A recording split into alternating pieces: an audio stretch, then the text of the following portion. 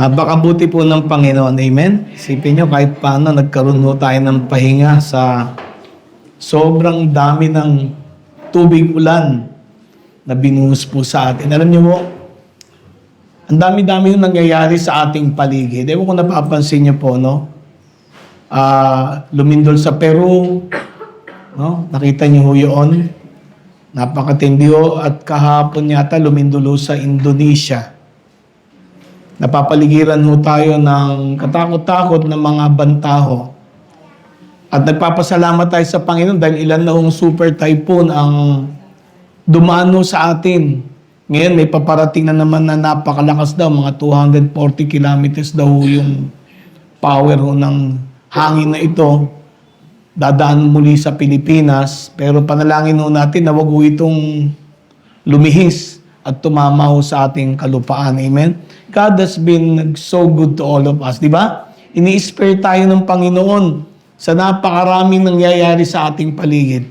Kaya lamang mga kapatid, gusto pong sabihin sa inyo, ako nagtataka kasi parang sa dami yung mga nangyayari po sa ating paligid daw, bakit parang ang gawain ho ng Panginoon, ang mga mananampalataya, ay tila ho, parang nasasanay ho tayo at nawawala sa ating mga kaisipan yung isang katotohanan po na na ang Panginoong Hesus ay malapit na hong dumating. The Lord is coming very, very soon. Ito mga nagaganap sa ating paligid ay dapat magkaroon ho tayo ng pag-iisip na hindi kaya ito yung mga binabanggit ng ating Panginoon. No? Sabay-sabay ho halos, di po ba? In fact, sabi nga sa ibang lugar naman, sobrang init. Sa atin naman, sobrang dami ng tubig. No? Lindol dito, lindol doon. Maraming nangyayari. At marami pa hong mangyayari. Ang akin lang panawagan sa mga kapatid ho natin, wag hong mawala sa ating kaisipan. Yung sense of imminence. Ano po yung sense of imminence? Totoo, hindi natin masasabi kung anong araw, anong oras darating ang Panginoon. Wala pong makakapagsabi noon. Kasi mismong si Jesus, sinabi niya, inilaan niya ito sa Ama, di ba? Ang pagdesisyon kung kailan siya eksaktong oras at araw na darating. Pero may mga palatandaan na dapat tayo imbis na pa-easy-easy, di ba? Pakuya-kuya-koy. Sa mga nagaganap sa ating paligid, dapat tayong lahat ay nag-iisip. Paano kung biglang ang dumating ang ating Panginoon? Amen? Amen. So, ako ang panawagan ko magkaroon tayo ng sense of urgency. Yung bang alam natin, anytime dapat tayong lahat ay nakahanda. Amen? Para huyang kamatayan din Diba? Hindi mo masasabi. But all of us must be ready. Ako'y natutuwa, nakabasa ko na isang komento na isang Kristiyano. Sabi niya, naka-ready, naka-impake na siya, naka-ready na kung anumang oras dumating ang Panginoon. Dapat ganun tayo. Amen? Yung bang pakiramdam mo na wala kang na pwede mong iwanan ng lahat. Pwede mong iwan ng lahat. Makapiling lang ang ating Panginoon. Amen? God is coming soon. The Lord is coming soon. At pagbalik ho niya, hindi na po ito kagaya nung nauna siyang dumating dito. Hindi ho siya dumating nung una, di ba? Napakaamo po ng Panginoon. Siya po ang naging kordero ng Diyos. Pero pagbalik ho ni Kristo, nakasakay na ho siya sa kabayo at ang sabi ho ng banal na kasulatan, tatawagin siyang Panginoon ng Panginoon at Hari ng mga hari. Ang dala niya ho ay espada hong nagliliyab. Ano ibig sabihin nito? God is judging humanity. Nakakahalos na ho tayo 6,000 taon na tayo na ang Diyos ay naging matyaga, ang Diyos ay naging mapagpahinuhod, kaya nga pinadala niya ang kanyang anak para ho tayo magkaroon ng kapatawaran. Amen? Sino po nakakaalala na pag-usapan natin noong nakaraang linggo? Na ang natitira lamang na kasalanan na hahantong sa kamatayan ng bawat isa sa ating Kristiyano man o hindi. The only sin that will lead to death ay yung kasalanan ho ng kawalan ng pananampalataya at paniniwala sa ating Panginoong Jesucristo. Amen? Doon na ho nakapaloob pati yung sin against the Holy Spirit. Amen? So, lahat ng kasalanan nating nagagawa ngayon ay may kapatawaran. Kaya lang yung kapatawaran na yon ay nasa Panginoong Jesucristo. At matatanggap lamang natin yung kapatawaran kung tayo po ay nasa Panginoong Jesucristo. Amen? So, apart from Christ, there is no forgiveness of sin. Ulitin ko, mga kapatid, pasensya na ho kayo. Lalo kung tayo, no, may makakapakinig sa atin sa ibang mga gawain, wala hong kaparusahan na naghihintay sa isang mananampalataya kung totoong mananampalataya siya. Amen? Yung nagsisikap po tayo. Yes, there is forgiveness of sin as long as we remain in Christ. Amen? And we strive. Tayo po'y nagsisikap na makapamuhay ho ng matuwid. Kahit na ang hirap-hirap ng laban. Amen? Kahit na madalas tayong natutumba. Ang hindi ho dapat mawala sa atin ay yung pagsusumikap natin na makasunod sa Panginoon. Kasi alam niyo sa kabilang banda, yung pagbabaliwala natin sa salita ng Diyos ay pagpapakita ng kawalan ng pananampalataya. Pag minemenos natin ang salita ng Panginoon, ang kanyang pagpapaalala, ang kanyang pagbababala, tayo ay nagkakasala ng ng kawalan ng paniniwala. Amen? Pero tayong mga Kristiyano, minsan nagkakasala nga tayo talaga, pero dapat ma-realize natin na nandun yung atin ng puso na nagsisisi. Yun mga kapatid, akong paniwala ko, ang buhay Kristiyano po is a life of repentance. Yung bang buhay mo ay punong-puno ng pagsisisi, pagtalikod, pagbabagong isip, yung turning away, pagpilit mong inilalayo ang sarili mo sa mga bagay na nakapagbibigay ng sama ng loob sa ating Panginoon. Amen. But when we do fail, yun ang sinasabi ko, kung tayo man ay mag-fail, salamat na lang, napakabuti ng Diyos. Amen? Mahal niya tayo. Inuunawa niya tayo. Pinagpapasensyahan niya tayo. Matyaga ho siya sa ating lahat. Pero wag ho natin pagkakamalian ho yun na lisensya ho yun para abusuhin natin ang kabutihan ng Diyos. Binabalanse ko lang ho kasi mamaya may makapanginig ng turo natin nung nakaraang linggo, sasabihin pala, okay naman pala okay na, hindi na ako magbabago. Hindi ho yun. Amen? Amen? You try your best. Pagsikapan mo. Amen? Matumba ka, tumayo ka muli. Basta huwag kang lalayo sa ating Panginoon. Huwag kang lalayo sa Kanya. Kasi pag wala si Kristo, wala na ho tayong pag-asa sa buhay na ito. Kaya nga tayo HPB. Si Jesus lang ang pag-asa ng buhay natin. Hindi itong church na to, hindi ho. Huwag ho kayo magkakamali. Hindi ang gawain. Hindi ho yun. Si Jesus po ang pag-asa nating lahat. Amen? Okay, ngayon, gusto kong talakayin yung request ng ating kapatid. Okay, re-remind ko lang. Tinatanong ko yung misis ko, may nagpadala na ba ng request ng paglilino ng mga nabasa nila? Nalulungkot ako, sabi ng miss ko, wala pa Wala pa nagpapadala. Mula nung dalawa lamang, ngayon tatalakayin ko ito. Ito yung request ng ating kapatid, si Brother Jonathan. Gusto niyang linawin yung tungkol sa puno ng igos. Sino madalas nakakapakinig doon? Lagi itong laman ng pulpito Diba? Sa YouTube, mapapanood niyan, sa mga simbahan, diba? Sa mga gawain, marinig natin sa radyo, sa TV, tinuturo ang tungkol sa puno ng igos. At natutuwa ako sa kapatid natin, tinanong niya ito kasi siguro panahon din para maintindihan nating lahat ang kahulugan po ng hindi parabola, hindi siya talinaga, kundi isang pangyayari sa buhay ng ating Panginoon. Amen?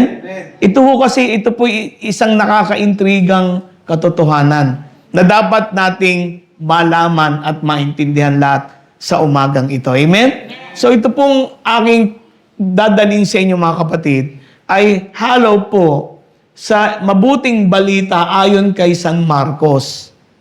In the Gospel of St. Mark, chapter 11, verse 12 to 14. Okay. Pinalagay ko dyan yung mga itsura, litrato. Wala kasing puno ng igos sa atin eh. Pero alam niyo, nagulat ako. Siguro isang araw magkakaroon na niyan dito. Nagulat po ako, nanonood po ako na isang documentary. Nagulat ako sa Batangas. Meron na hong farm ng dates. Alam niyo yung dates, yung palm trees? Yung dates, kasi ako laging nakakatanggap pag may mga kaibigan tayo na galing sa Middle East. Pag umuwi sila, may pasalubong sila yung dates. Matamis yun di ba?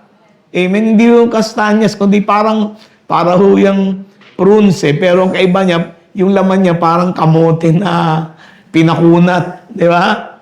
Amen. Meron na pala sa Batangas ng dates. Sipin nyo, may dragon fruit dito sa Pilipinas. May ubas. May mansanas. Nakakita po ako na isang citrus farm. In one of my travels, gulat ako, mga puno ng mirinda. Mirinda ang tawag nila. Ay, mga oranges. Hindi ba napakabuti ng Diyos sa bansa natin? Sabi ko nga sa miss ko, napakalaking biyayang binigay ng Diyos sa Pilipinas. Lahat na yata ng mga prutas pwedeng tumubo dito. Amen? Amen? Kaya siguro isang araw makakakita tayo ng puno ng igos dito. Kasi nakikita lang natin puno ng aratilis. Aratilis nga, wala na makita Meron pa ba dito sa Bulacan?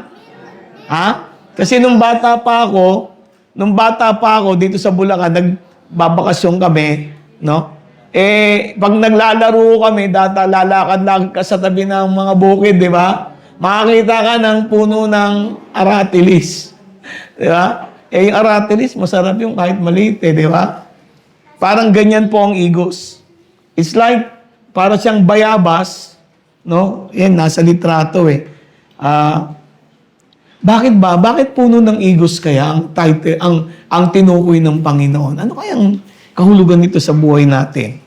So, gusto kong basahin muna natin ito mga kapatid sa Marcos 11 mula 12 hanggang 14. Mahaba yung binasa ng kapatid natin. Kasi yun ang konteksto Kaya tinuturo ko po sa inyo kapatid, pag nagbabasa ho tayo, hindi kukuha ka lang ng isang verse, kukunin mo yung konteksto para maintindihan natin. Pero gusto kong buksan natin dito sa verse 12 to 14. Nandun yung sa pagitan ng verse 11 hanggang 20 hanggang 25. Amen?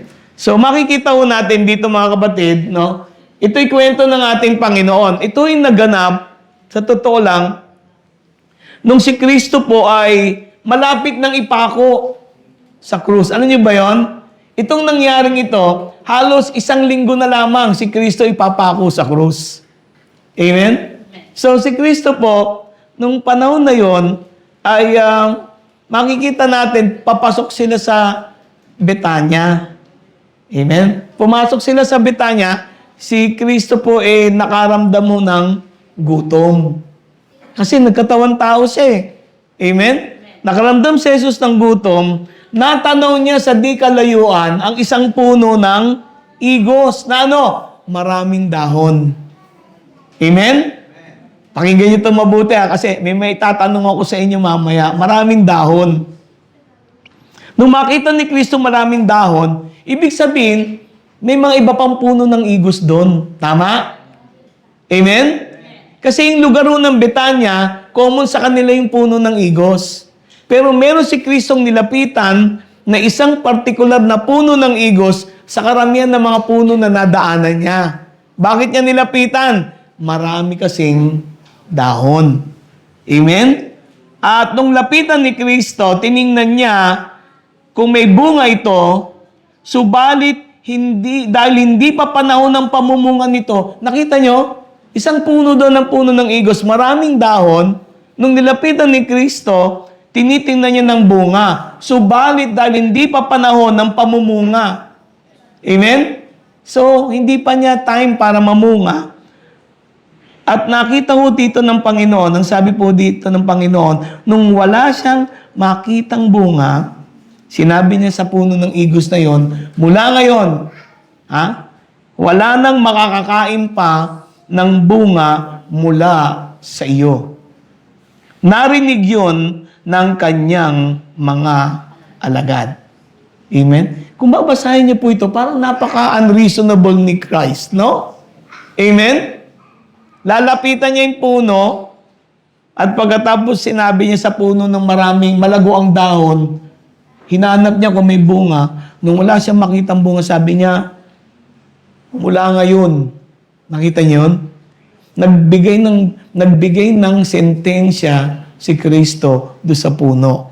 Mula ngayon, wala nang makakakain pa ng bunga mula sa iyo. Narinig yun ng mga alagad. Ang gusto ko lang sabihin, mga kapatid, kung babasahin natin ito, gusto kong bigyan ito ng konteksto. Gusto kong tandaan nyo, mga kapatid, lahat ng ginawa ng ating Panginoon ay hindi pabugbugso ng damdamin. Amen po? Lahat ng ginawa ni Kristo ay nakalinya. Saan? Sa kalooban ng ating Diyos Ama. Nakalagay yan sa Ebanghelyo ni Juan chapter 6 verse 38, 4 verse 34, 5 verse 30. Na ano yun? Ang sabi doon, lahat ng ginagawa ni Kristo, siya mismo nagdeklara, wala siyang gagawin na hindi iniutos ng Ama sa Kanya. Amen? Wala siyang gagawin nang hindi niya nakita sa Ama na dapat niyang gawin. So, ibig sabihin nito, mga kapatid, itong ginawa ni Kristo, ay isang intentional, nakaplano, amen, na gawin niya sa harapan ng kanyang mga alagad, ng mga apostol. Amen? So gusto ko ilagay sa isipan nyo, hindi to nagkataon lang. Hindi to bunga lang ng gutom. Amen? Baka sabihin nyo, bunga lang yan ng gutom, kaya napasabi si Kristo, sinumpa niya yung puno ng igos. Hindi. It is an intentional, carefully planned of action, yung action ng ating Panginoon. Amen? Carefully planned po ito na gawa ng ating Panginoon. Amen?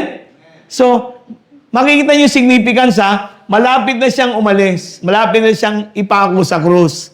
Malapit na siyang parusahan at mamatay. At nung sila po ay galing na sa Jerusalem, kasi yung Bethany at Jerusalem, kumbaga magkabilang bayan lang. Parang dito, Plaridel, ano ba kabilang bayan nito? Malapit sa Malolos, malapit sa Pulilan, di ba? So, ganun lang. So, makikita ho natin dito, ito ay nangyari ho doon sa panahon ni Kristo na meron siyang tinuro sa mga alagad niya. Amen po? Amen po? So makikita ho natin dito na may binibigay ho si Kristo isang spiritual na katotohanan, spiritual lesson sa bawat isa sa atin. Amen? Amen? Okay. Ano po itong lesson na ito? Ito po ang gusto nating pag-aralan ngayong umaga. Makakapulot po tayo ng isang katotohanang spiritual na dapat to ay ipamuhay nating lahat. Amen? Amen? So, ngayong umaga, mga kapatid, gusto kong i-address ang dalawang issue sa event na ito. Ano po yon? Una ho, ano ba ang kahulugan kung bakit ni Kristo sinumpa ang puno ng igos? what is about cursing the fig tree? Amen? Tungkol kay Jesus Christ, ano ba yan?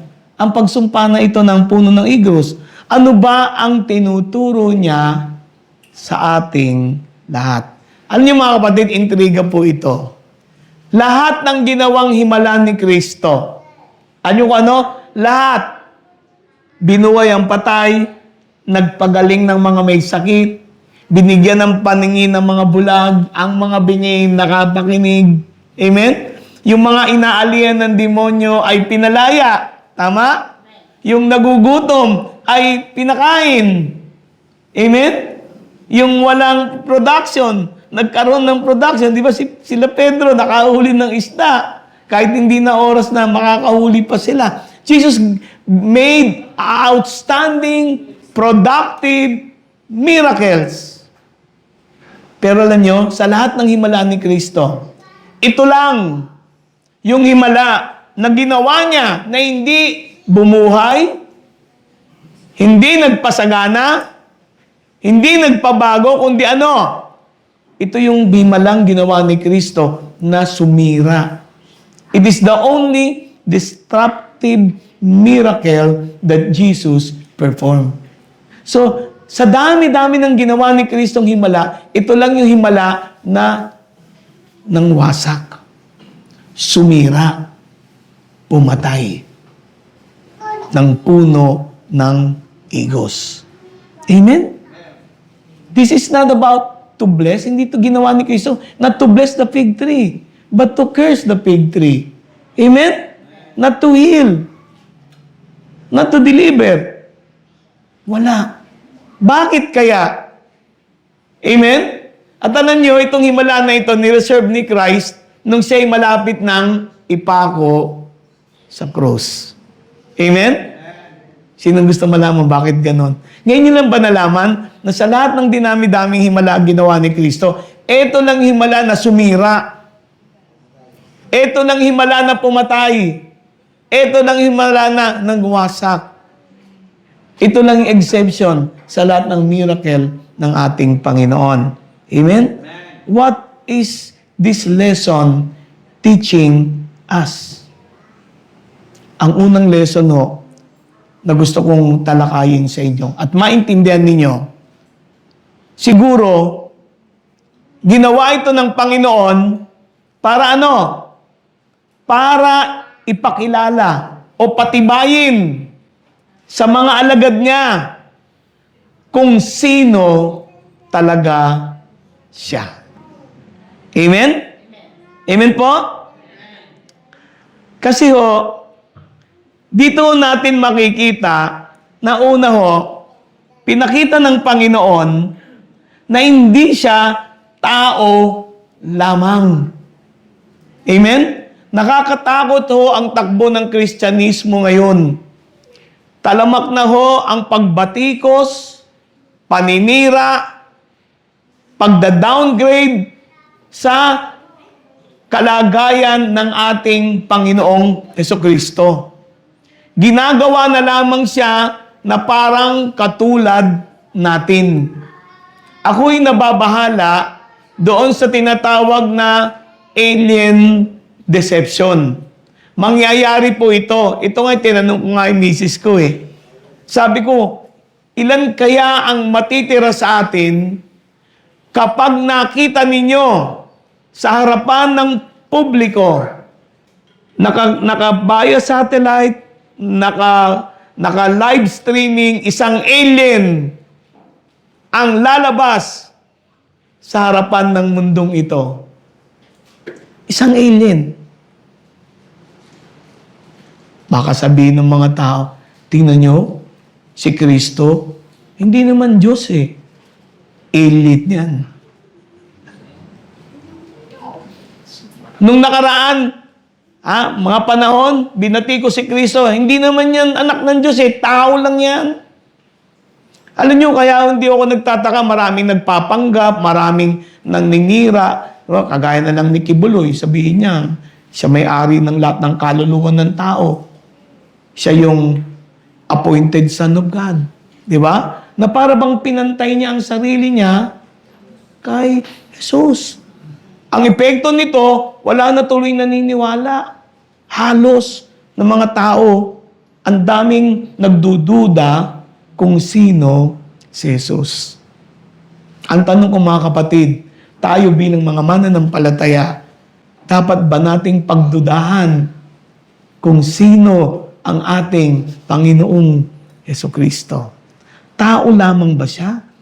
O siya po yung anak ng Diyos na dumating dito sa mundo, lumabas sa sinapupunan ng isang birhen. Amen? At naging tagapagligtas nating lahat. Mga kapatid, makikita ho natin, nilagay ko na nga ho dyan yung mga verses para basahin ninyo. Napakarami yung verses sa Bible kasi may challenge. Bakit? Kailan ba sinabi ni Kristo na siya ay Diyos? Hindi ba porket hindi sinabi ni Kristo direkta na siya ay Diyos, hindi na siya? Amen? Hindi ba sapat yung mga sinabi niya? Nung sabi niya, ako at ang Ama ay iisa. Ang nakakita sa akin, nakakita sa Ama. Wala pang nakakita sa Diyos maliban sa anak na nasa sinapupunan niya mula pa sa simula.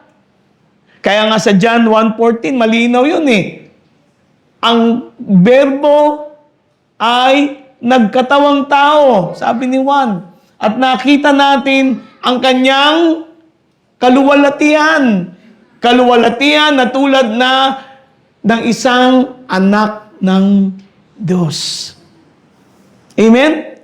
So maybe itong fig tree na ito, bakit mo sinasabi yan, Brad? Kasi pinakita ho dito ni Kristo ang kanyang kapangyarihan. His power and authority bilang kasama ng Diyos na mandilikha.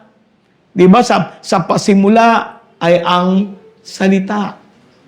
Ang salita ay sumasa Diyos. Ang salita ay Diyos. Amen? Walang malalalang kung hindi sa pamamagitan niya. Sinabi yan ni Juan. Sinundan niya ni Pablo. Sinabi niya sa Colosas 1. Si Kristo ang nagpapanatili ng lahat ng bagay dito sa sansinukob. Kaya nga po tayo, yan hindi puro bagyo, umaaraw din. Amen? Bakit ba mayroon pa tayong hinihinga? Mga kapatid, di ba nag-iisip dito? 6,000 years na tayo, ba't ang hangin na nilalanghap natin, may oxygen pa rin sa dami ng pollution na ginagawa natin? Natatakot ang tao, mauubos daw ang tubig.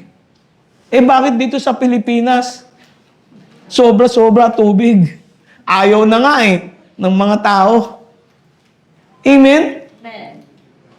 The Lord is the one that sustains everything. Tandaan niyo po ito. Ano ibig sabihin ito sa buhay ko? Tatanungin ko kayo ngayon. Kung alam ko ito, ano epekto nito sa buhay ko? Na siya pala ang anak ng Diyos na dumating dito. At siya pala, taglay niya nung pumunta siya dito, ang kanyang kaluwalhatian bilang anak ng Diyos. Although hindi niya ginamit yun, naging ordinaryo sa atin. Pero hindi ito naging dahilan para si Kristo magkaroon ng kapangyarihan. Amen? Sa pamamagitan lang ng Holy Spirit para ipakita sa atin ang kahalagahan ng role ng Holy Spirit sa buhay natin. He has this power and authority to sustain life on earth. Ano epekto nito sa iyo? Anong dating nito sa iyo, kapatid? Anong binubungan nito? Anong nararamdaman mo? Anong naisip mo? Oo nga, no? Kasi yung timing ni Kristo, tiniming niya yan bago siya ipako sa krus. Bakit niya tiniming? Bakit? Ba't kailangan i-reveal niya yung kanyang tunay na kalikasan? Ba't kailangan i-reveal niya yung tunay niyang kapangyarihan sa mga disipulo niya? Bakit niya kailangan gawin yun? Bakit?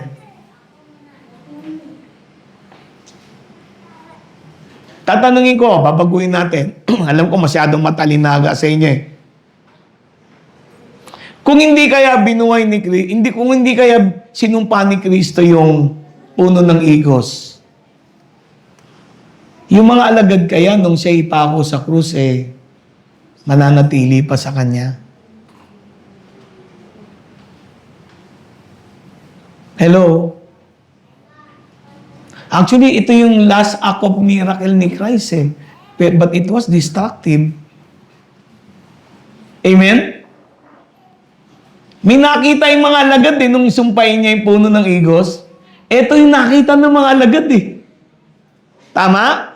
Nakita nila si Kristo na kahit puno. Kahit puno. Diba? Kasi kinabukasan, diba? Nung makita ng mga alagad, sabi ni Pedro, Lord, yung sinumpa mo, namatay, paano nila nalamang namatay? Naging driftwood, mga kapatid. Hindi ko ina-exaggerate. Nung dadaan sila doon, punong-puno ng dahon. Kinabukasan, pagdaan nila, yung puno, Toad na. Driftwood na. Hindi lang nalugas yung dahon, kundi natuyo. Hanggang nakita nila, hanggang ugat. Sino makagagawa nun? Meron ba? May magician bang makakagawa nun? Wala. Maliban siya ang anak ng Diyos. Amen? Amen? Ang layunin ni Kristo, kaya niya sinumpa ito, ay Bakit niya pinakita tong kapangyarihan na to sa mga alagad niya? Para Sige na, magbigay na kayo opinion nyo. Para Sige, Brother Joey. Para saan? Bakit niya yung ginawa niya? Bakit niya ginawa? Siya po kasi yung wawakata. Yung papasaka. Kumbaga siya, ang sinasabi mo, Brother Joey, ano yun? Po, yung tiwala po natin kahit hindi po siya natin nakakita, ito po natin, paano pala tayo. Iyon. Ang sinasabi ni Brother Joey, pinakita ni Kristo na siya ang bumubuhay, siya rin ang pwedeng umatay. Yung kapangyarihan ng buhay at kamatayan na kanino? Kaya tama yung panawagan ni Brother Joey, itodo mo na. Kahit hindi mo nakikita si Kristo, tanda mo kapatid, yung buhay mo at yung kamatayan mo nasa kamay ng ating Panginoon. Kung hindi niya to sinumpa, yung mga alagad niya siguro, baka magkawatak-watak na, baka iba, mayaw na nakita nila, kakaiba ito. Ngayon lang nila nakita si Kristo. Puno. Amen? Amen po? So, sinabi niya ito sa mga alagad niya at pinakita niya ito para Para patibayin, palakasin, patatagin. Ang alin? Ang kanilang pananampalataya sa Kanya. Na kahit anong mangyari, si Kristo ay Kristo. Si Jesus, ang anak ng Diyos. Nasa Kanya ang buhay at nasa Kanya rin ang kamatayan.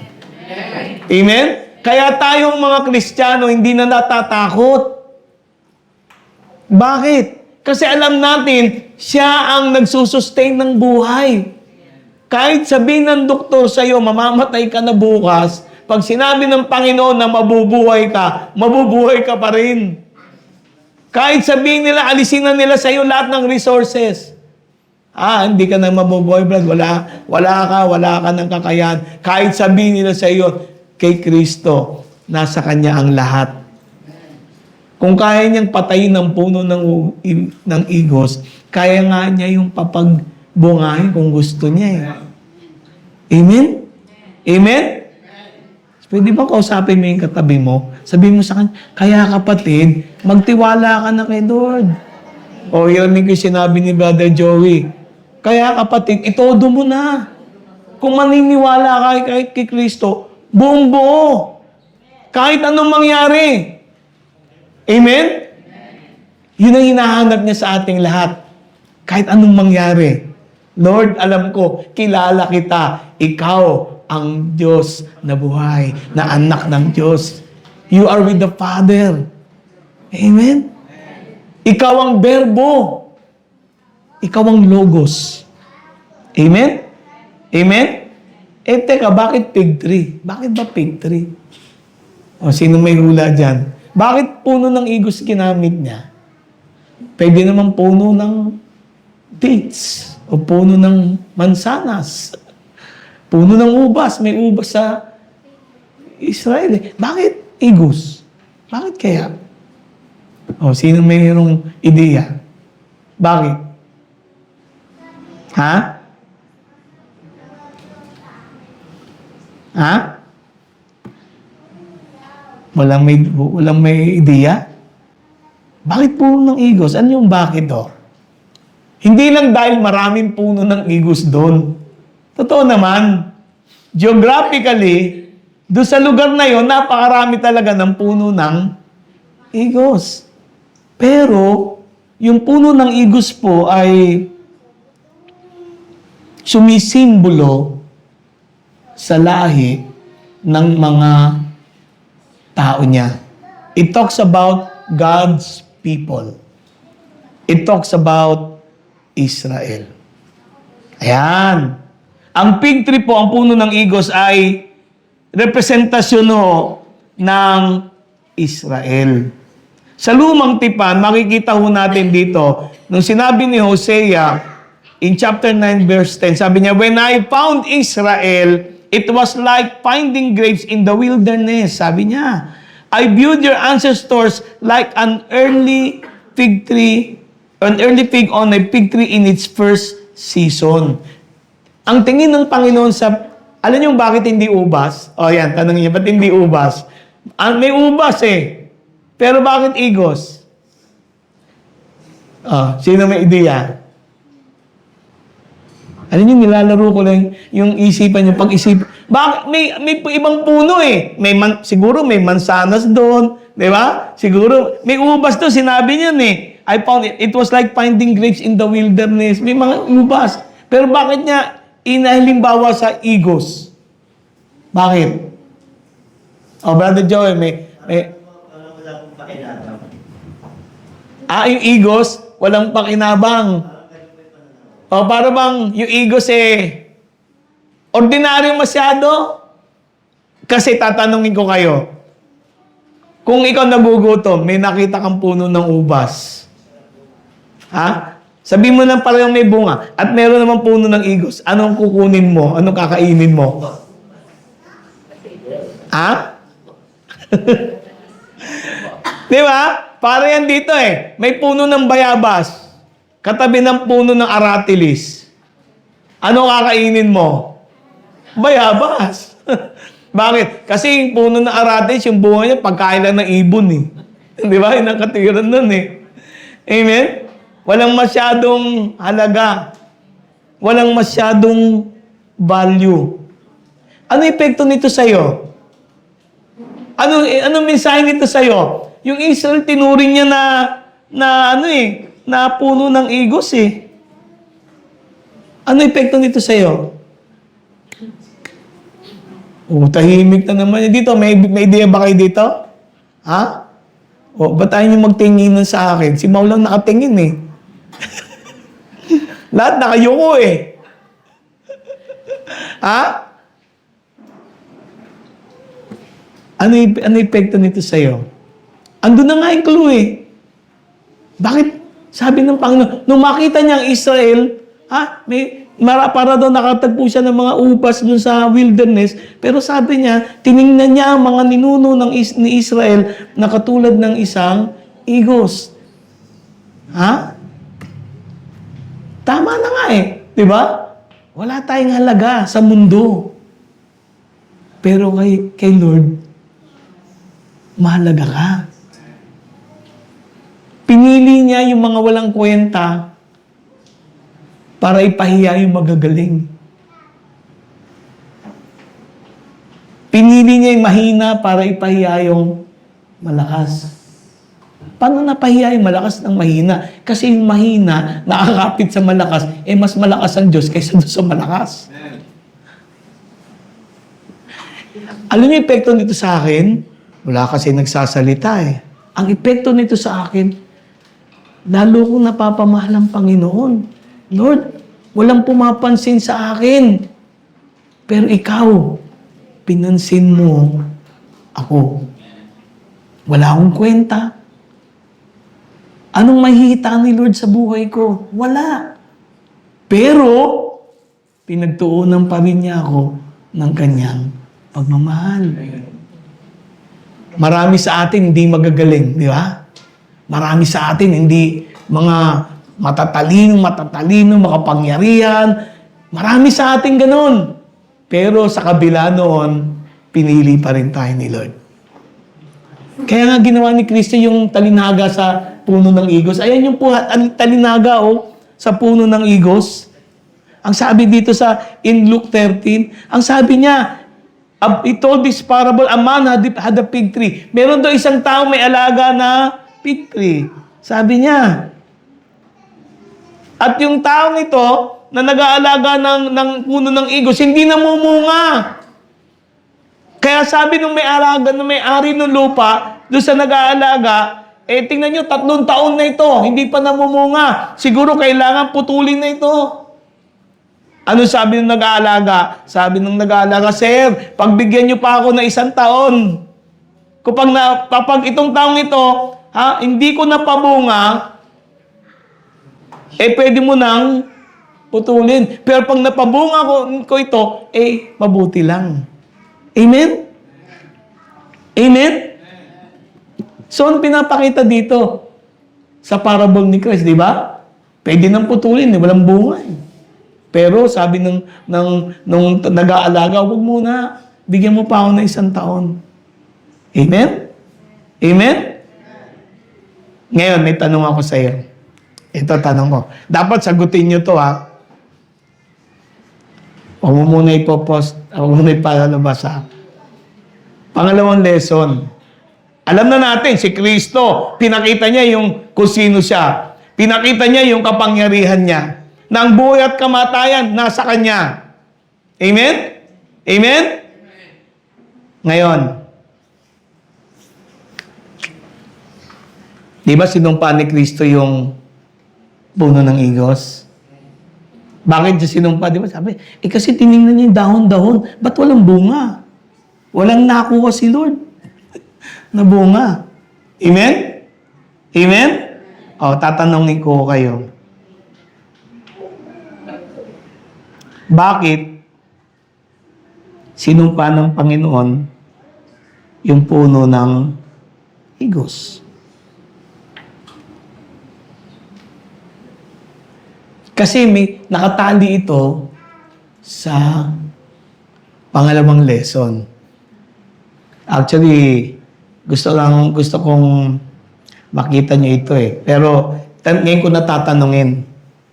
Gusto ko tanungin. Dapat mamaya ako pa itatanong Bakit niya, di ba tinuring ang puno ng igos sa mga Israelita, sa mga lingkod ng Diyos, sa mga tao ng Diyos? So, tayo po ay parang mga puno ng igos. Hindi na, kasi kung tayo'y ka-Abraham, tayo'y tinuturing na lahi ni Abraham, di ba? So tayo'y parang mga Israelita. Hindi physical, hindi sa lahi, kundi sa pananampalataya. Tayo'y tinuring ng mga tao niya. Amen? Okay, fig tree. Bakit niya sinumpa yung fig tree na ito? Sige na, may ideya dyan? May naisip ka na? Bakit sinumpa niya?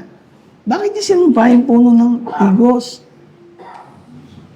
Sa tingin ko po, kasi yung puno ng igos, ginawa niya po itong bilang aral, bilang simbolo, na para maipakita po sa mga apostol, na hindi lang siya may kakayahan ng magpagaling, magbigay ng blessing, kundi para po humatol. Kasi po, ang puno ng igos dito, parang yun nga po, naghahalimbawa sa mga Israelita. Dahil nung nagpunta po siya sa templo, nakita niya po na yung mga tao doon, mga nagbebenta, at dahil doon, pinapakita po doon na hindi mahalaga ang itsura. Hindi po mahalaga ang itsura dahil ang mahalaga po, yung kung ano ka, kung ano yung binubunga ng pagiging Kristiyano mo, ng pagiging, opo, yan po. So, anong kasalanan ng puno ng igos? Kung iaalin tulad natin sa mga Kristiyano, anong kasalanan niya? Yan, yung linya ng kaisipan mo eh. Sige, Opo. anong kasalanan ng puno ng igos? Wala, ano po kasi, yung kahit gaano siya kaganda, wala lang siya mabigayan ng bunga. Wala lang makakapakita na hindi po siya mapapaginawagan kung mapapaginawagan. Ayun. So, okay. Sino pa may gustong idagdag kay Sister Mau? Ha? Maganda yung line of thought na yan eh. May ideya pa kayo dyan? Ha? Dito, ayan, si Brother Ming. Ano? Gusto ko ipakita nito na hindi mahalaga yung marami kang dahon. Maraming dahon. Yung mabubuting gawa. Ang gusto ko ipakita ng Diyos, kung ano ang kapangyarihan na maidudulot ng ating pananampalataya. Kung ano ang ibubunga nito. Yung bunga ng pananampalataya mo. Okay? Sino pang gusto magbigay ng ideya? Yung may gusto pang magbigay ng ideya, ano kaya? Tama yung mga line of thought natin, di ba? Pagsasama-samahin natin yan. Sige. Ito po ay isang paniniwala na halaga ng isang tao na walang kabuluhan na hindi nagbabago. Yung pananampalataya mo, wala naman, di ka naman nagbabago para wala ring kwenta. Wala ring kabuluhan. Okay? Alam nyo, tama na may sinasabi nyo eh. Kasi yung pangalawang lesson, no, ito ay isang matindi, seryoso, na ano? Babala. Kanino? Sa mga mananampalataya. Sa mga nagsasabi, naniniwala na siya ay Kristiyano, siya ay lingkod ng Panginoon, na ano? Anong kasalanan? Simple lang. Alam niyo kung ano? Pag pinagsama-sama niyo yung mga sinabi niyo kanina, ang kasalanan nun ng Israel, ano kung ano? Yung tinatawag na religious hypocrisy. Pagkukunwari o pagtago sa relihiyon ng tunay na kalagayan ng buhay nila. Yung puno ng igos, tama, binanggit, madahon. Kasi ang puno ng igos, malalaman mo lang kung mabunga, kung maraming dahon. Kabaligtaran ho yan ng kamatsili. Sino nakakaalam ng puno ng kamatsili? Parang kayo hindi mga taga-Bulacan na. Di ba yung kamatsili, pag namubunga, nauubos ang dahon. Para rin siniguelas, di ba? Ang igos, baliktad. Pag namumunga siya, mas madahon siya. Kaya nga si Kristo lumapit sa puno ng igos kasi sa dinami-dami ng puno ng igos, yun lang yung madahon. Ibig sabihin, kaya napakarami niyang dahon, dapat marami siyang bunga. Pero nung lumapit si Kristo, hinawi-hawi niya yung mga dahon, wala siyang nakitang kahit bubot na bunga. Puro dahon lang, pero wala namang bunga. So, ang tinuturo dito ni Kristo ay tungkol sa pagkukunwari. Kung baka kay Anthony Castello, alam niyo yun mga panahon namin, balat kayo. Di ba? Balat kayo, nakamaskara. Na ano? Nagtatago saan? Nagtatago ho sa relihiyon. Amen? Kasi makikita niyo yan yung kwento na yan eh. Makikita natin dito, nung dumana si Kristo, bumalik sila. Sabi niya, Panginoon, ito may puno ng igos. Di ba? Wala na. Natuyot. Pero bago nangyari yon, may nangyari sa Jerusalem. Si Mark kasi si Apostle Mark, pag nagsusulat siya, ginigitnaan niya pag binasa niya yung Gospel of Mark, ginigitnaan niya ng mga events yung isang situation, hindi niya tinutuloy-tuloy. Tandaan niyo po, ang Bible hindi po dinikta ng Diyos ito. Ang Bible ang Ebanghelyo po, inspired. So si Mark, si John, si Matthew, si Luke, sa kanilang estilo, sinulat nila ang mga Ebanghelyo. Ibig sabihin, inspired sila. So, si Mark, ang ginawa niya dito, para ituro ni Kristo kasi, sa mga, nakita niyo, para ituro ni Kristo yung lesson ng fig tree, sinumpa niya muna, tama? Pagkatapos pumasok sila sa Jerusalem, ano ginawa ni Kristo? Pinagtataob niya, yung alin? Yung mga paninda. Bakit? Sa Jerusalem kasi, sa templo, may 3 lugar yan. Yung pinakalabas na lugar, tawag doon, Court of the Gentiles. Kasi ganun yun, may inner court, may outer court, merong court of the Gentiles. Doon pumesto yung mga nagtitinda. Kaya magtataka kayo, di ba, sa mga simbahan? Huwag na lang Katoliko, lahat na ng simbahan. Bago ka pumasok sa auditorium, minsan ano nangyayari doon? May mga tindahan may paninda. Hello? Amen? Dito sa Bulacan, di ba ganun? Bakit ba kung saan may simbahan, nandun yung mga nagtitinda? Di ba? Kaya naalala ko nung kami nasa Sampaloc Kasi doon sa Sampaloc, yung simbahan doon, 2 simbahan sa isang compound. Ang tao doon, minsan, mas marami pa yung nagtitinda kaysa doon sa mga nagsisimba. Amen? Kaya yung mga nagsisimba, wala nang mga pwesto, natatakpan ng mga lobo, ibon, kung ano-ano, di ba? Ganun nung nangyari kay Kristo. Nung makita ni Kristo, yung court of the Gentiles, na punong-puno ng tao, pinagwawasak niya yun, pinalayas niya. Nagalit yung mga Pariseo. Kaya nga mga kapatid, itong event na ito sa templo, ito yung nagtulak talaga, kumbaga sa event, ito yung pinakadulo na, kaya sumabog na yung mga Pariseo. Teka, mawawalan kami ng tongpats. Mawawalan kami ng kita dito, komisyon sa mga tinitinda. Ano ba tinitinda doon? Kung ano-ano. Ang lalo na malupit doon, money changer. Teka lang, bakit ba may money changer sa templo? Kasi, alam yung bakit? Kaya nga yung mga nag-iikapo, dapat maintindihan nila to Ang mga Hudyo hindi nagdo-donate nag-aalay sa Diyos ng pera. Ang mga Hudyo, kahit may pera sila, binibili nila ng hayop. Kaya money changer Ang tawag doon. Amen? Pinapalit nila yon kapalit ng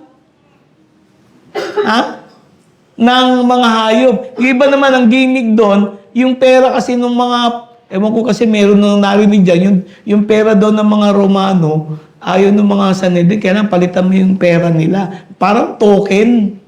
Parang nagkasino.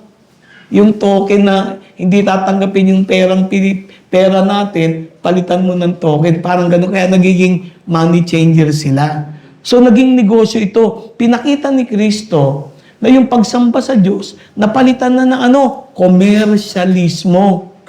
Amen? Kaya sabi ni Kristo, sabi niya, ang templong ito, hindi ba nasusulat, ang aking tahanan ay tahanan ng dalanginan. Pero ginawa niyo itong pugad ng mga magnanakaw. Hello? Mga kapatid, ito po yung pinakita ho dito yung fig tree. Hindi sinumpa yung fig tree dahil hindi siya namumunga. Hindi sa hindi namumunga. Kalimutan niyo yung hindi siya namumunga. Ito, controversial po ito. The fig tree was not cursed by Jesus Christ because of its barrenness, of lack of fruit. Kaya siya sinumpa ng Panginoon. Alam niyo bakit? Dahil sa kanyang pagbabalat kayo. Amen? Pagbabalat kayo. Nagpapakita siyang madahon siya, at dahil madahon siya, marami siyang bunga. Pero pag tiningnan mo ng malapitan, makikita mo, wala pala siyang bunga. Puro dahon lang. Amen? Ano yung dahon na yun? Yung dahon na yun, mga kapatid, ay yung mga religious works natin. Tinatakpan mo yung mahalaga sa buhay na hinahanap ng Panginoon sa iyo sa pamamagitan ng mga relihiyosong gawain. Amen? May religious works, pero walang spiritual fruit. May religious works, pero walang spiritual na ibinubunga yung buhay niya. Kagaya dito sa gawain, ba't ka dumadalo? Bakit? Yung iba kasi natatakot, pag hindi ka dumalo, hindi ka napagpapalain ng Panginoon. Hindi ko sinasabi sa pulpito yan. Kasi hindi ko totoo yun. Amen? Pero pag hindi ka dumalo, ikaw ang hindi makikinabang. Kasi hindi mo mararanasan ang turo ng Panginoon, ang biyaya niya, ang pagpapala niya kapag tayo'y nagsasama-sama. Kaya ka nandito, hindi para pagtakpan at ipakita na relihiyoso ka. Kaya ka nandito kasi may ibinunga sa'yo at may bunga ka. Ang nakakatakot, maraming pumupunta sa church, porket umattend ka, nag-ikapo ka, kung ano-anong ginawa mo, okay ka na. Hindi ganun si Lord. Hello? Kahit nga ako mag-preach ng mag-preach, magaling lang ako sa bibig, pero hindi naman sa buhay ko, wala rin itong sindi. Pagbabalat kayo lang yun. Pakitang tao. Sana sa gawain ng Panginoon, walang pakitang aray. Dadalo ako kasi may spiritual na bunga sa akin eh. Ano yun? May pananampalataya eh. Amen? O dadalo ko kahit marami akong kakulangan. Ang mahalaga sa akin, hindi ako nagbabalat kayo sa Panginoon. So two-way ito eh. Nagbubunga ka o kahit hindi ka nagbubunga, it is better that you come to the Lord as you are. Nagpapakumbaba sa Kanya. Hello? Kasi katulad ng barren fig tree, parang tayo yun eh. Ba't hindi naman mabunga yung buhay ko eh? Hindi naman ako malakas ang pananampalataya. Nagkakamali pa rin ako, pumapalpak ako. Hello? Kung ako'y pumapalpak, dadalo ako sa gawain ng Panginoon, hindi para pagtakpan yung kapalpakan ko. Kaya ako dumadalo, lumalapit ako sa Panginoon, humingi ako sa Kanya ng biyaya, natulungan niya ako na magbago. Ang nakakatakot, pupunta ka sa gawain ng Panginoon para sabihin, paniwalain mo sarili mo na okay ka na kay Lord. Kapatid, kahit hindi ka okay kay Lord, lumapit ka sa Kanya, magpakumbaba ka sa Kanya, maniklod ka sa Kanya, ikumpisan mo ang mga kasalanan mo sa Kanya, at tutulungan ka pa ng Panginoon, patatawarin ka at babaguhin ka niya araw-araw sa pamamagitan ng banal na Espiritu niya habang tayo ay lumalapit at nagpapakumbaba sa Kanya. Pakinggan niyo mga kapatid. Yung religious hypocrisy kasi, parang tinuturo natin, Brad, pag okay ka, dumalo ka sa gawain ng Panginoon. Hindi. Kahit hindi ka okay, pumunta ka kay Lord. Kasi pag pinagtakpan mo ang sarili mo, you are committing the same sin as the fig tree.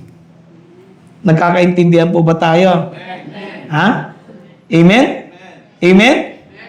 Kasi ho, ang totoo dyan, kaya niya sinumpayan. Why did Jesus curse the fig tree? Kasi, sipin nyo, ano kasalanan ng fig tree? Pakinggan nyo to ha, para maintindihan nyo. Yung lahat ng puno doon, walang dahon. Kasi hindi pa panahon ng tagbunga. Pero may isang puno na nangahas, na magdahon. Amen? Tatanungin ko kayo, nalin lang ba ng puno ng igos si Kristo? Hindi siya nalinlang. Kaya nga niya nilapitan para ipakita niya sa mga alagad kung sino siya. At sa kanya walang maitatago. Hello? Amen po? Huwag niyo sabihin, hindi, naonse ni fig tree, naonse ng puno ng igos si Kristo. Hindi niya naonse. Alam ng Panginoon. Amen? Kaya siya lumapit para ano? Ilantad, i-expose yung puno ng igos na ano? Nag-attempt na lokohin.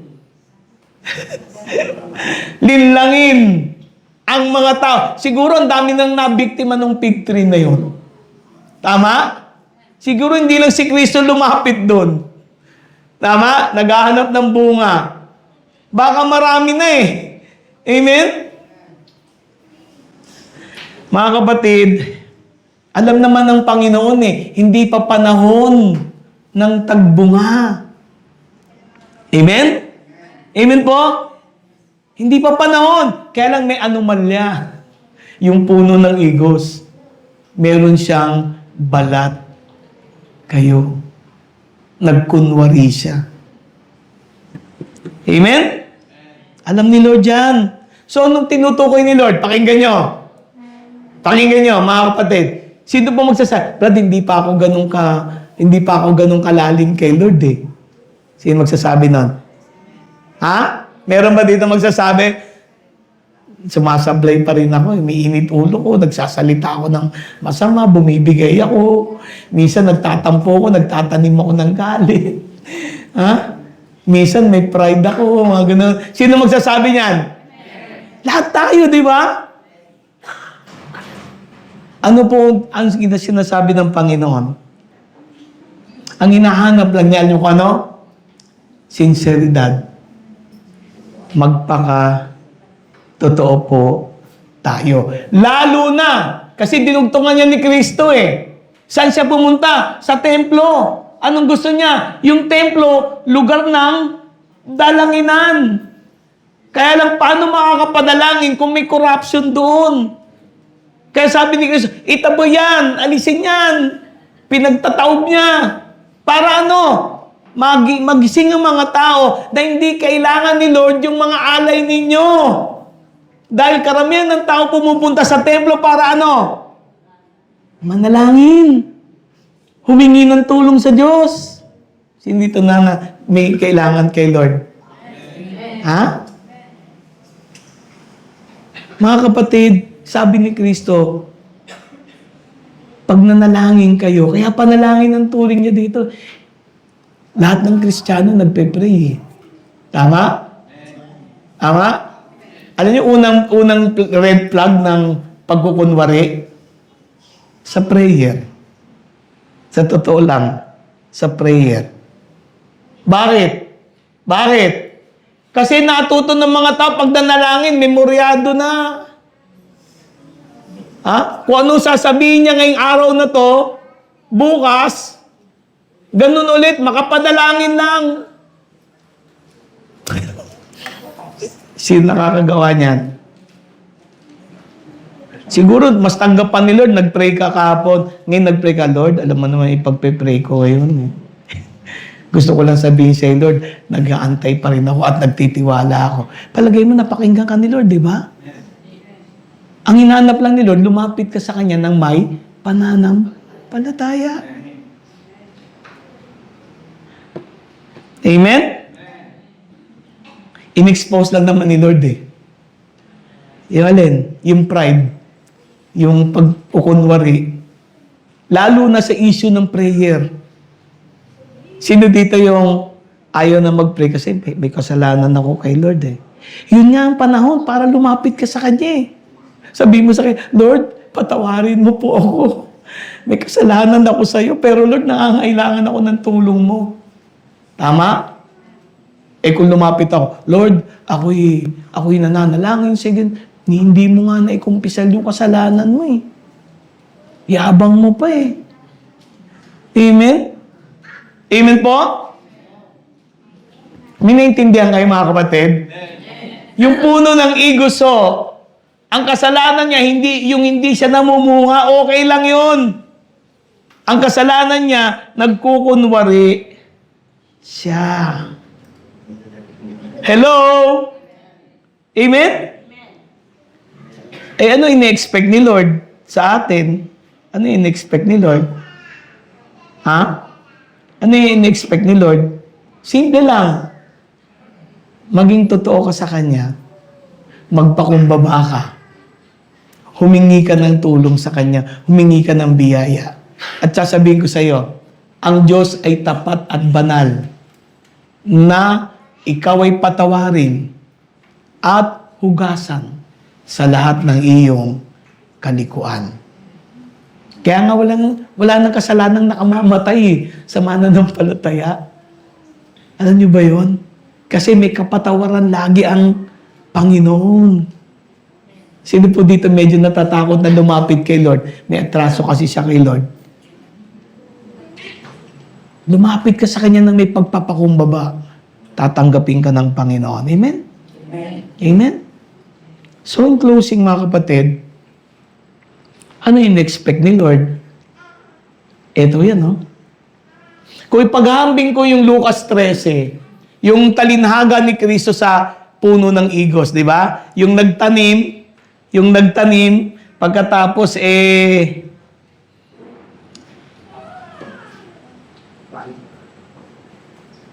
hindi namumunga.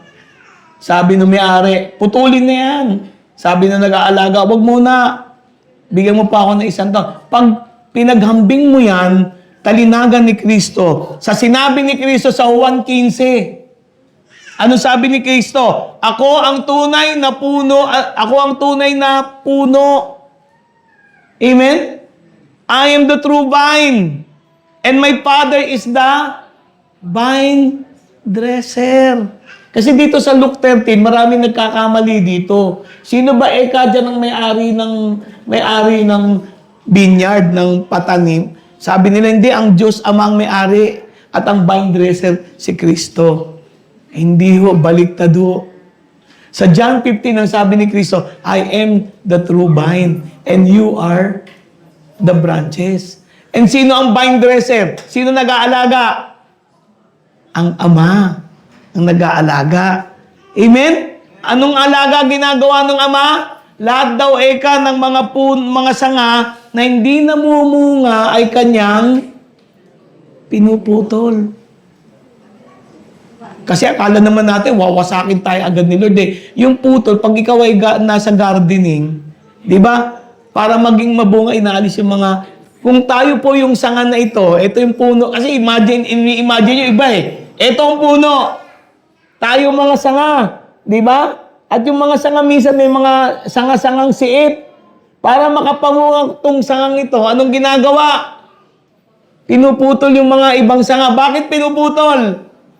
Para yung sustansya ng puno, makonsentrate doon sa sanga. At hindi mapunta doon sa mga dahon lamang. At dahil doon, mamumunga. So, yung pinuputol ng mga sanga-sangang ito, ano yun? Yung mga bagay na hindi mabuti sa atin. Kaya ka pinuputulan ng mga sanga-sanga, kapatid. Kaya minsan may mga pagsubok, may mga disiplina, may mga pagpapalo sa atin. Kasi yung mga bagay na inaalis ni Lord. Kasi kung maalis yon, magbubunga ka. Amen? Magbubunga, lalalim yung pananampalataya mo at lahat ng mabuti lalabas sa'yo. Amen? Amen? Sabi ni Lord in John 15, every branch that does not bear fruit, my Father, sabi niya, prunes. Kaya ang word niya, prunes. Pinupruning niya that it may bear more fruit. Kapatid, kung dumadaan ka man ngayon sa disiplina sa buhay mo, minsan may mga pagsubok tayo, dumadaan tayo. Ako ang tingin ko doon sa sarili ko, yun may mga pinuputol lang si Lord may mga tinatanggal-tanggal lang Lalo na kung ikaw, kulang ka sa pasensya, lalo na kung ikaw mayabang ka, lalo na ikaw masyado kang magaling, may mga gusto lang pag-uwin sa'yo si Lord. Amen? At kapag naalis yung mga yan, lalo kang mamumunga ng lahat ng mabuti. Amen? Amen? Mga kapatid, ang nais ng Panginoon, magbunga ho tayo. At magbubunga lang tayo kung tayo'y mananatili sa Kanya. Ano yung bunga? Simple lang ang bunga na gusto ni Lord. Ano ba yung bunga? Yung bunga ba tinitingnan lang? O pinapakinabangan? Kaya ka namumunga. Yung sangang namumunga, kaya ba siya namumunga para sa sarili lang niya? Ha? Sinasabing, hindi. Para saan yun? Para pakinabangan. Kung ikaw ay nasa pamilya, nais ng Lord, magbunga ka para ikaw pakinabangan ka ng lahat ng nasa mundong ginagalaw mo. At dahil doon, mapupuri nila at maluluwalhati nila ang Panginoon. At dahil doon, baka sila'y makakilala pa sa Panginoon. Hello? Yung bunga dito, hindi pera. Hindi pagpapala. Hindi material na bagay. Yung bunga dito, lahat ng mabuti. Ano yun? Pag-ibig. Pagpapasensya, pagpipigil. Hello? Kagalakan. Yung lahat ng mabubuti, yung bungang sinasabi dito, kapatid, yung maging mabuti kang tao, katulad ng ating Panginoon. Katulad ng ating Diyos na napakabuti. Kumusta na? Mula nang maintindihan mo. Hindi kasi maraming Kristiyano nalinlang tayo, napaniwala tayo. Hindi ka, basta ikaw nagtatides ka, basta ikaw dumadalo ka, pinipilit mo yung mga tao nasa loob ng gawain, pero hindi naman nagbabago yung buhay nila. At akala mo magbabago yung buhay nila sa pamamagitan ng mga religious works? Hindi! Magbabago lamang ito habang nakakabit ang sanga sa puno. Habang pinapayagan ng sanga na siya'y iprune ng Panginoon, hubugin, linisin, parang ang sanga ay magbunga ng marami. Amen? Kapatid, pakinggan nyo. Sana sa HPB, mangyari ito sa buhay natin. Na pag nandun tayo sa labas, yung mga tao, katulad ng isang sanga na may bunga ng bayabas o bunga ng mangga, yung makakakuha ng mangga na yun, o bayabas doon, kakain doon, anong magsasa? Napakabuti naman. Naibsa ng aking napagpapala sila. Tanong, nabibless ba ang iba sa iyo?